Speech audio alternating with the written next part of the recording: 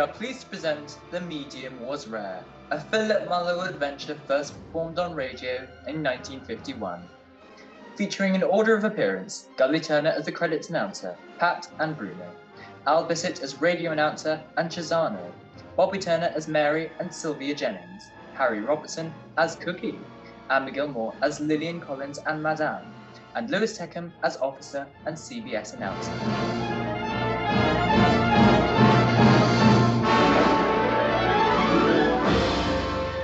Most Saturdays at this time, we spend an exciting half hour of adventure and action with America's public hero #1, Hopalong Cassidy. Well, even two-fisted cowboys take summer vacations when they can, and Hoppy is no exception. But Hopalong and Topper will be back with us riding the CBS air trails again 2 weeks from tonight, September 22nd.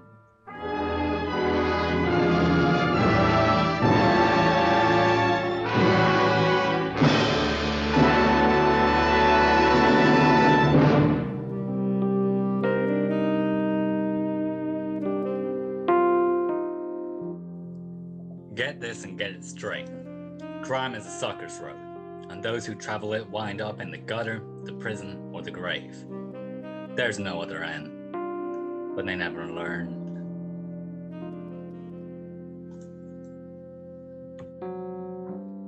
From the pen of Raymond Chandler, outstanding author of crime fiction, comes his most famous character in The Adventures of Philip Marlow.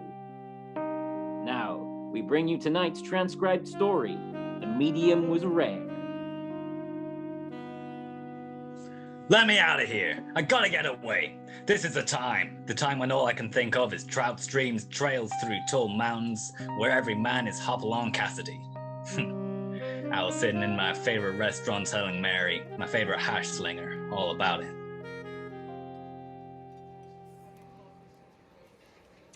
Oh, it all sounds wonderful, Phil. Yeah, but that's not the half of it. They're waterfalls so high, it seems like the cascade comes from heaven itself. Going alone, Phil?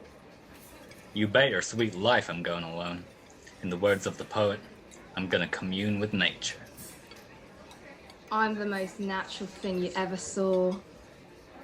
Darling, you're beautiful. Your charms are many, but you want me to be honest? Yeah. You don't compare to a trout. Why, you worm? Don't get mad, baby. It's the season.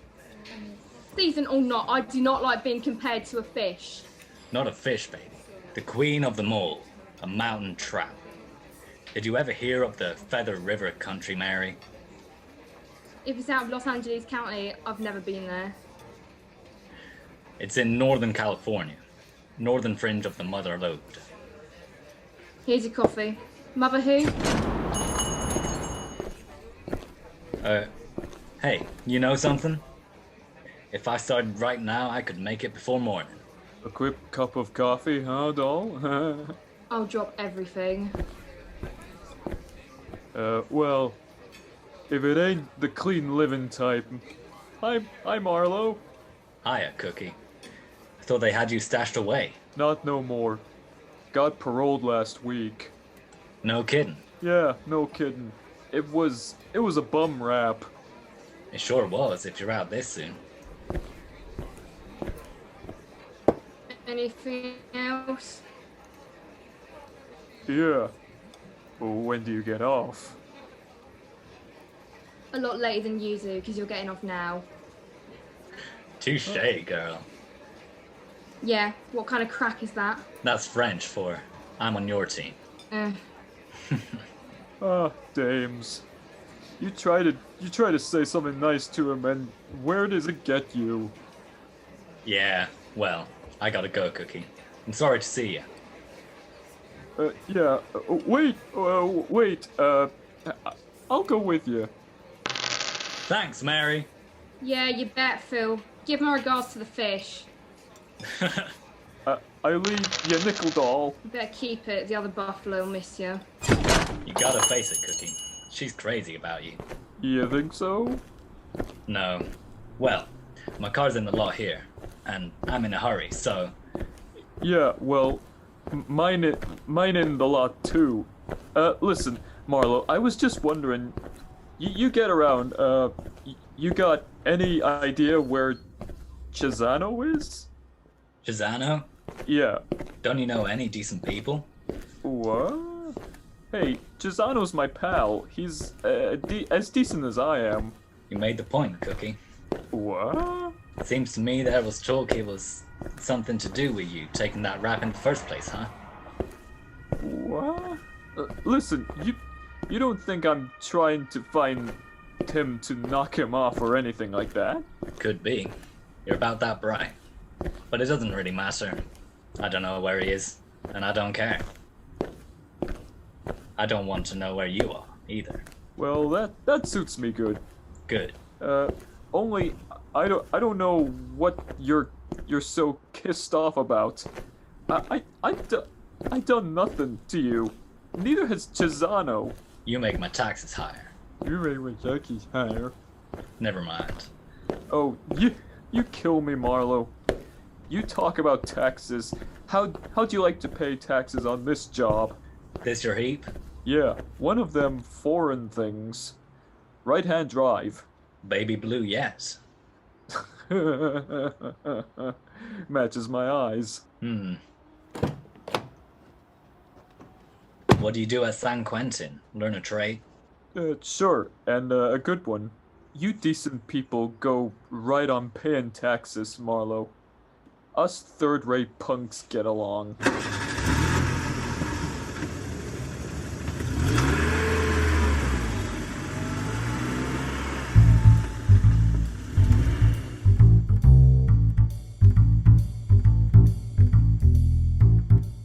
I watched Cookie's baby blue convertible cut out into the traffic, got in my own car and drove away in the opposite direction. Yeah, Cookie cinched it. I was gonna knock off for a while, head for the Feather River country. Well, by the time I reached my apartment, I could almost smell the pine trees, and while I tossed a few things into a bag, I saw myself every inch in a modern Isaac Walton. Oh. You're Philip Marlow? That's right. Oh, I'm so glad you're here. I've been calling you. I'm Lillian Collins. Are you? Well, I told Pat not to wait. Who's Pat? The taxi driver. Oh, him. May I come in? Well, yeah, I guess so. Thank you. Mm-hmm. Sure. Oh, you're packing or unpacking? I'm packing. I'm going to the Feather River country. Oh, but you can't. What? You can't be going anywhere. I need your help, Mr. Marlow. I really do desperately. Yeah, well, I just thought I'd take a few days off. Of course, I'll pay you whatever's customary. I just don't know where to turn, and somehow we've got to locate them quickly. Leonard should be home within a week. Now, wait a minute. Sit down, Mrs. Collins, is it? Yes, Lillian. Oh. Leonard's my husband. He's back east on business. Well, just what do we have to locate quickly? My jewelry. It was stolen last night. Oh, well, stolen jewelry's out of line, Miss Collins. That's a police job. Oh no, well, that is, it can't be. Why? I thought about the police right away, of course, but I can't call them in. Leonard would hear about it. I know, and it would be in the papers, and you understand, don't you? No, I don't understand. Well, I just couldn't, that's all. Mrs. Collins, right now I like fishing poles better than I do people. Oh, but you can't go. I mean, you can, of course, but I do need your help so much. Why can't I resist dames? All right, but you have to level with me. What jewelry? When did it happen? Who knew you had it? Everything. Well, it's a necklace, diamonds. Yeah. And a diamond bracelet. I had them in my jewelry box last night. I'd only just taken them from our safe deposit box in the afternoon. Who knew you took them out? Why, no one. No one knew. Mm-hmm. Well, how'd it happen? The robbery, I mean. Well, I was in my bedroom. That's where the jewelry box was. Yeah. I was dressing for dinner. The doorbell rang and I had to answer it. Letty's on vacation now that Mr. Collins is in the East. It was Sylvia, a friend of mine. We were to have dinner together. I fixed a drink for us, then went back to my bedroom for a wrap, and that's when I noticed the jewellery was missing. You hadn't heard anything? Anyone in the house? No. Of course, the radio was on. Music, you know. How would anyone get in the bedroom? Well, the French doors open into a little terrace right by the bedroom. I rather presumed whoever it was came in that way. Well, how much would you say this jewelry's worth? $10,000. Oh, that's what it's insured for. Anything else taken? No, not a thing. And do you wear this necklace and bracelet often? Oh, no, not really. When Leonard gave them to me, he said they were for state occasions. Last night was a state occasion. Oh, my goodness, no. Well, that is, If you didn't intend to wear them last night, why did you take them out of the safe deposit box? I suppose you'll have to know. I needed the money, Mr. Marlow. I have a debt Leonard knows nothing about. If I wrote a check for $1,000, he'd ask questions. I don't blame him. Well, there's just no need worrying him with it, that's all. He doesn't know you gamble, huh? I didn't say. You didn't have to. Have you ever pawned anything before, Mrs. Collins? No, I haven't. Well, I got good news for you. You probably couldn't get 10 grand for them. Oh, but if they're insured... It doesn't matter. Unless you made a deal to have them stolen so you could get the insurance money. Oh, really, Mr. Marlow? Really, Mrs. Collins. Okay, let's drop to your place and look around.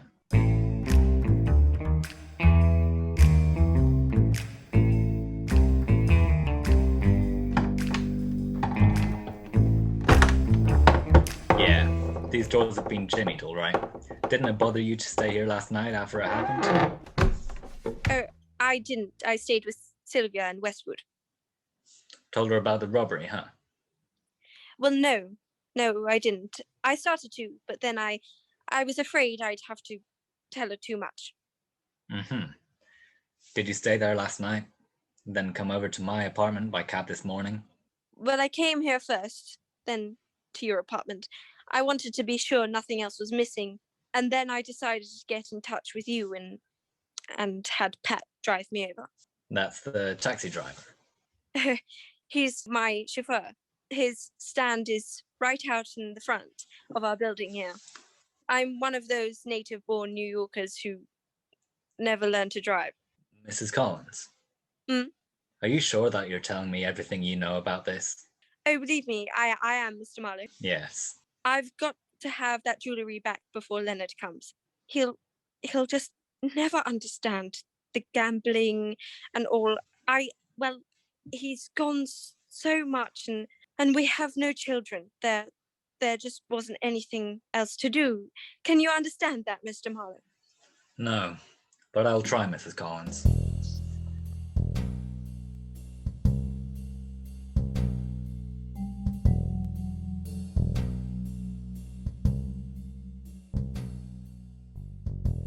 There was something tragic about her.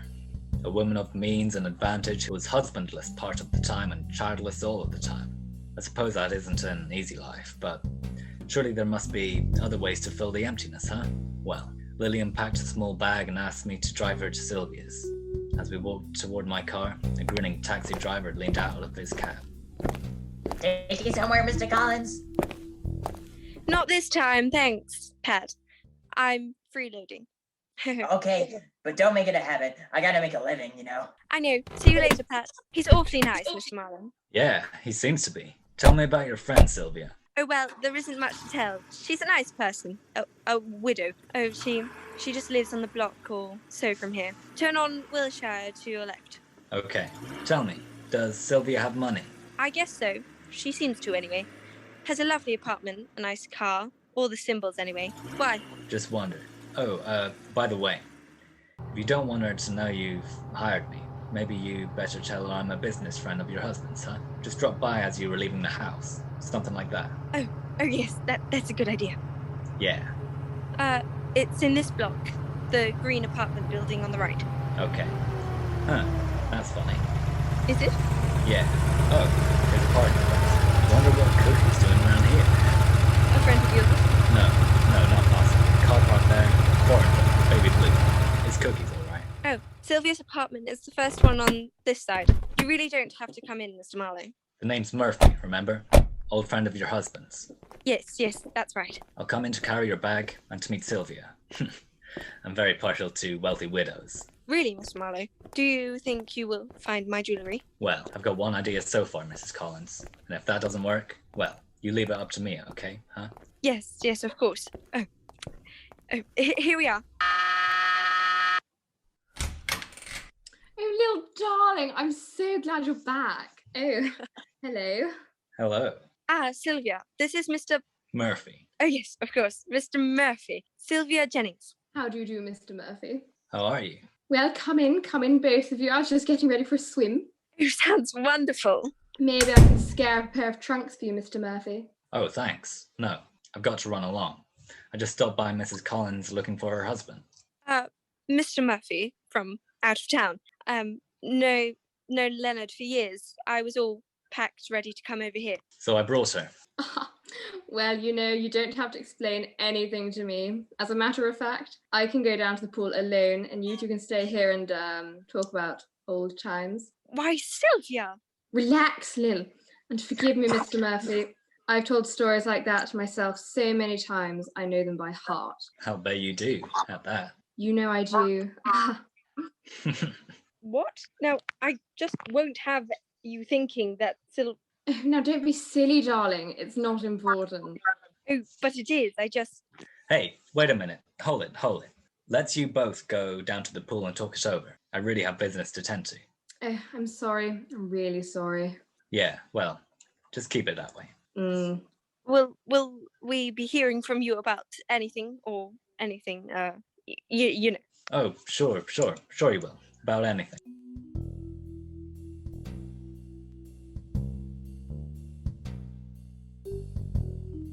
About that Sylvia, well, the case was beginning to have its compensations, but I didn't figure Lillian Collins at all. Sometimes I thought she lied in her teeth, and sometimes I knew she was just a bewildered dame who'd had her jewels lifted. Keys jar again as I left, and still no sign of him. I told Lillian I had one idea. He was still at the taxi stand in front of her apartment.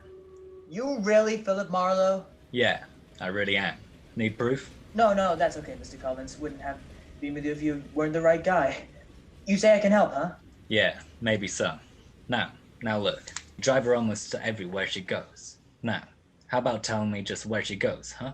Regulation places, Sox's, Magnons, places for lunch, stuff like that. Mm-hmm. This morning, I took her over to a Hollywood address. Ah, that was me. Well, hey, there is one good place she goes. Oh? A couple of times a week for the last 3 or 4 weeks. A place on top of one of the hills up off Coldwater Canyon. Friend of hers? Well, maybe. She usually asks me to wait, though.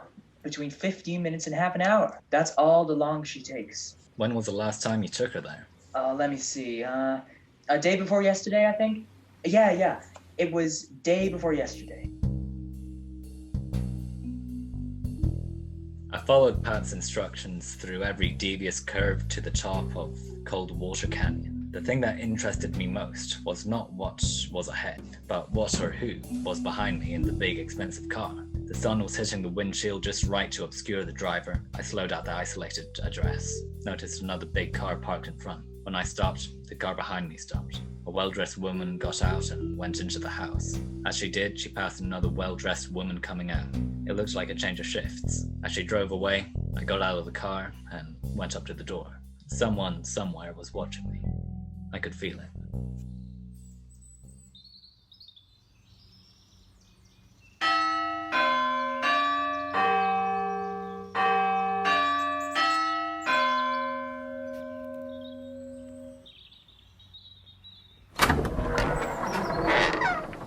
Yes?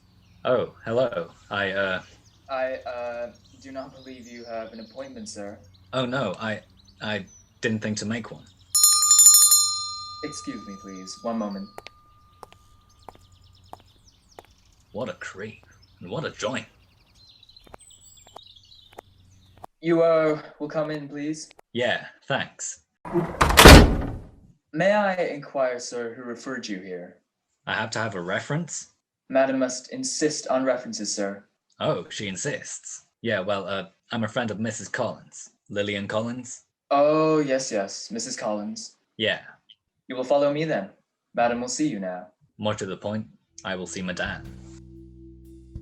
I followed the Peter Lorre character down a darkened hallway. As far as I could tell, there was no door ahead. It looked like a blind alley. Even in the darkness, I sensed that someone could see me. I didn't have long to think about it. Just when we reached what looked like an impasse, the little man ahead of me pulled some heavy drapes aside and nodded for me to enter. I walked into a room that was heavily draped on all sides, pungent with the smell of incense. And studying me from across the room, a Grecian-robed woman seated beside me. So help me, a crystal ball.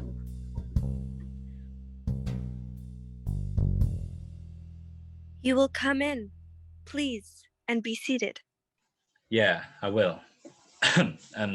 You see, Hush. You will remain silent. It is so necessary your silence, Bruno. You will go. Yes, madame. Hey, they're very clever, those drapes. When they're closed, you can't tell where the door is. I must insist your silence is very important. Ah. You're in need of help, much help, or you would not be here. Yeah, well, you could say that. You make it very difficult for me to see what is in store for you. The crystal is cloudy, very cloudy. Ah, quit reading on it. Please. Oh, excuse me. Now, you're seeking something, probing, searching out, and this is not a good thing. Some things one must not pursue. I regret to say, for you, I see much trouble, great trouble, and death.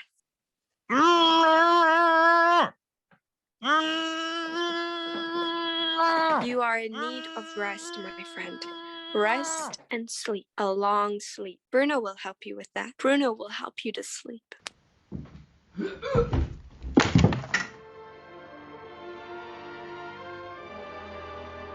In just a moment, we will return to the second act of Philip Marlow. But first, through the years, Red Cross has helped the victims of disaster, brought comfort to servicemen in camps and hospitals and to their families. Today, with the country rising to meet the challenge of aggression, the Red Cross has been asked by the government to undertake tremendous tasks. By giving generously to the Red Cross, you will help mobilize for the defense of your families, your community, and the nation. Give as much as you can. The Madame's prediction was suffocatingly accurate. Bruno helped me sleep all right, and with a strong assist from a sponge full of ether. My watch said it was 2 hours later when I came out of the anesthetic, a long way from the house on the top of Coldwater Canyon. I was in my own car, parked on a strand of beach north of Santa Monica. 10 minutes and a blast of boredom later, I entered Sylvia Jennings' apartment again. This time, there was no sign of Cookie's baby blue car. I don't think Lillian will be long. She remembered some shopping she had to do. Did she? You don't look as if you felt very well, Mr. Marlowe. Oh, I feel just fine. Just woke up from a long sleep. And, by the way, Mrs. Jennings, you really shouldn't call me Mr. Marlowe. Oh, yes. Now, where on earth do you suppose I got the name Marlowe? I really wouldn't know. Okay, where's Lillian, huh? I told you, she went shopping. Without her purse? Well, what that do you... blue bag there. She was carrying it when I brought her here. Now, isn't that odd? Yes, isn't it? Oh, the door. Will you excuse me? Sure. Yes? Oh, I want to see Chisano. Why, you must be mistaken. There's no one here by that name. He was here, doll. I seen him. Wait! So I'll just wait for him. No, you can't come in here. Well, Cookie, hello! Hey! What is this, Marlowe? Well, it's one of those happy coincidences, Cookie. For the first time in my life, I'm glad to see. Oh, close the door, Mrs. Jennings. Ha! Make yourself at home. I'm afraid I don't understand this, Mr. Marlowe. Yeah, well, I was afraid I wouldn't for a while, but stick around. I think things are gonna clear up in a heart. Listen, Marlow, what's the pitch here? Do you know this dame? Not as well as I'm going to. You sure you saw Chisano here, Cookie? I'm sure. He leave here about an hour ago with another dame. Listen, you, keep quiet. Brunette, Cookie? Blue and white dress? Yeah, and she didn't seem too happy about going with Chisano. Did you tail him? Sure, to a house up the top of Coldwater Canyon. That's fine, Cookie. Then what happened? You wouldn't believe it. I'm all set to move in, talk to Chisano, when some jerk jumps me and stuffs my face full of a sponge thing. It was loaded. You passed out? Yeah, for a while. And when I wake up, I'm sitting in my car, big as you please, down at the bottom of the canyon. I figured out Chisano started from here. He'd be coming back, so I come back. And here you are. Interesting story, isn't it, Mrs. Jennings? None of it's true. Of course not. How'd you get line on Chisano, Cookie? Oh, there's talk in town. He's got a new rocket. Got something to do with a rich doll. Do you know who this dame is? Tell me. She's right out of the blue book. That's who. I don't figure her with Chisano. Except I gotta believe what I see. Yeah, Cookie. Me too. Then maybe you two will believe this gun if you see it. What? Stay where you are and keep the hands up. I knew I'd get to know you better, Mrs. Jennings. Stop me if I'm wrong. You set up suckers, wealthy females, con them into visiting Madame, who tells fortune based on what you've told her. You're crazy and you're in no position to talk. Maybe then the Madame predicts something special. Maybe then the Madame predicts some trouble for him, huh? Warns him of dangers ahead. Shut up! Like maybe your jewelry isn't safe where it is. Take it out of the bank, keep it at home and where you can watch it, Lillian. And when the poor stoop does that, you come in that front door and Chisano goes in the back to cop the jewels. I said shut up. Hey, Marlow, what? You think that's the deal? I think that's the deal, Cookie. Ah, don't, please. You're breaking my arm. Only if I have to, baby. Ow. Get the gun. Yeah, sure. And bring Mrs. Jennings along, Cookie. The three of us are gonna have our fortunes told.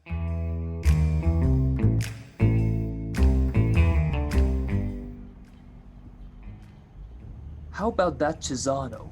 What a sweet deal he's got. I didn't figure him for so smart. He's a big brain, all right. And wait till he hears we're cutting in on him, sharing the take.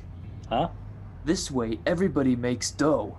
Me, you, Chisano. Even the little doll here, huh? Leave me alone. Easy does it, Cookie. You're pretty smart yourself. How'd you figure I was gonna make a business deal with Chisano? You're no chump, Marlow. I got every Seamus figured. You're all looking for that one big sweet deal, like Chisano's got, to move in on. Ah, it's a natural. Yeah, you're right. Chisano will never go for it. He's got no choice, doll. Oh, hey, watch it, Marlow. There's a geek in a proud car ahead of you. Yeah, I've been watching him. Where's Mrs. Jennings' gun, Cookie? Right here. Why? Give it to me a minute, huh? You ain't gonna plug him.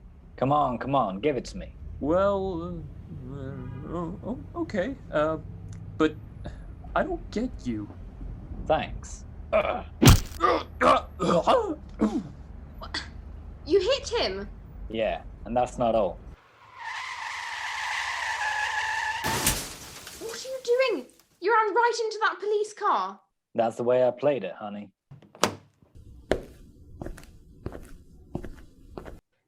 Hey, that was very bad. Oh, Mr. Marlow. Got a couple customers for you, officer. Had to move quick. Why, sure, but... Oh, no, you don't. Oh, yeah, we do. The lively one's got a great racket. I'll tell you about it later. You... Cookie over there wants to see his parole officer. You want me to take him in? I sure do. And tell your brethren to come to 6956 Canyon Rim, top of Coldwater Canyon, right away, with their muskets loaded.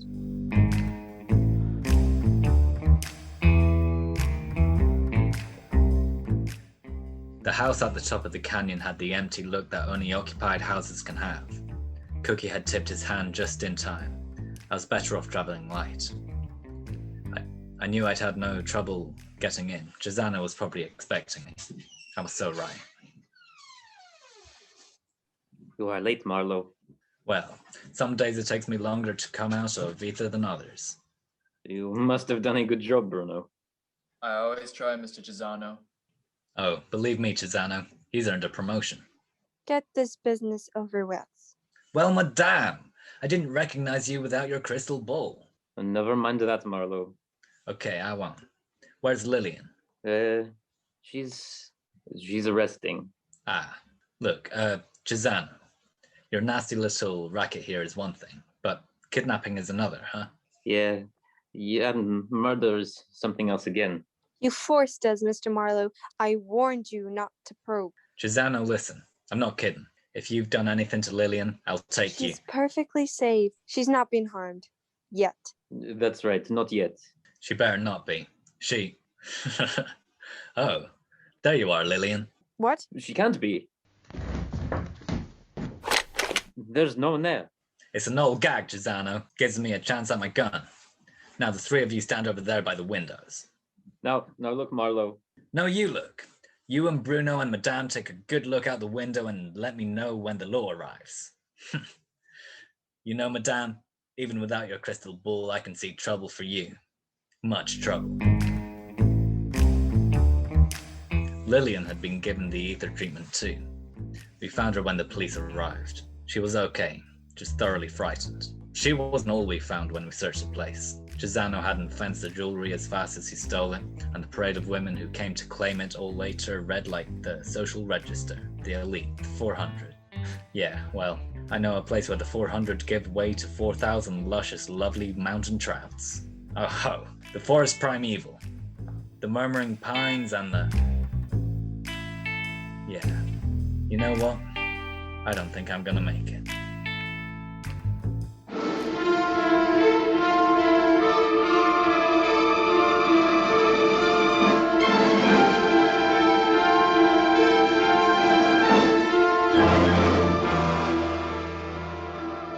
Be sure to listen again next week at this same time when Philip Marlow says... This time, strange sounds came from a bungalow court. Or did they? An old woman thought so, but she had quite an imagination. A crack in the wall held a secret. A couple of guys held guns, and a nice guy held on. For dear life. Just as systematic exercise builds a strong body, so does systematic saving build a strong future. Save systematically for your future, and for your country's future, with United States Defense Bonds. Defense bonds are Series E bonds. Safe, sure, profitable. The systematic, easy way to buy defense bonds is through the payroll savings plan where you work. So, for the defense of your future, for the defense of your country's future, buy your full share, regularly, systematically, of United States Defense Bonds.